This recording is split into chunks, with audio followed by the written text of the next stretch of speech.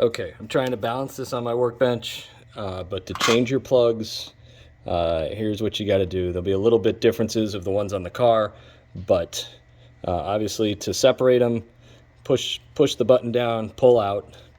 This will give you can see 3 different wires in there, and essentially you'll have the crusty old boot kind of sitting on there with all 3 wires coming out the back already in their own sheathing. So you can cut out or rip off the decrepit old boot. Your piece won't have this. This is just a aftermarket piece, but in order to depin them, there's 2 little tabs in here. So you're going to want to get a tool similar to this, or there's various Amazon depinning tools, but this is kind of a one-size-fits-all for a bunch of common ones.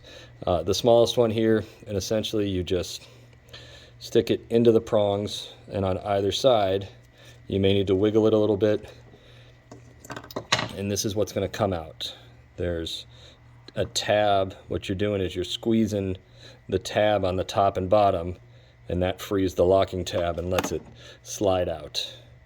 You got to do it for all 3. Each wire is going to be dusty, and so just pay attention to which goes where. Then that'll be off, and you'll have 3 loose wires here. Now the tricky part is you have to feed all 3 back far enough so you can get the boot on and around it. And I found kind of like a ballpoint pen, like sliding it through, some sort of rubber lubricant, even just like what you may have like an Armor All or some sort of equivalent plastic, or even tire polish. It's safe on these parts, but it can be a good lubricant.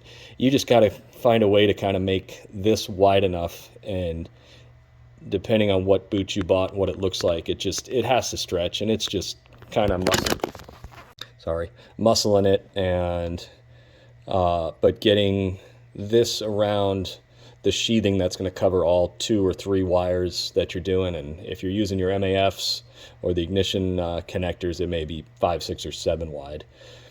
But once this is back here and you've got all 3, now you're going to put them back in, and you may, just to make sure you have a good lock, you may want to just kind of bump out those tabs just a little bit. And then as you insert it back in, you can hear click, and then it's locked in. Do that for the other 2. Make sure you take lots of pictures so you know which wire goes where and which way it's oriented, top and bottom. You can see 2 ears, one ear, and the corresponding component that it goes into it can only go one way, but make sure you put the wires back that way. Again, this piece won't be in there, and then you just kind of wiggle this piece up onto it and then have it nice and snug. I didn't have really any trouble depinning anything on the car except for the idle air control valves, which are underneath the mass airflow sensors by the intake boot on either side. Both sides, for whatever reason, I cannot get depinned. So for now, I've still left them. I may just eventually cut and reconnect them.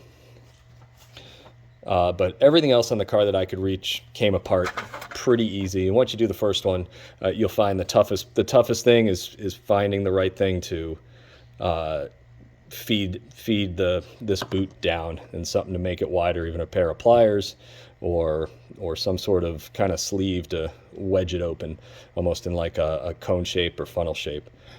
Let me know if you have any questions. That's about it.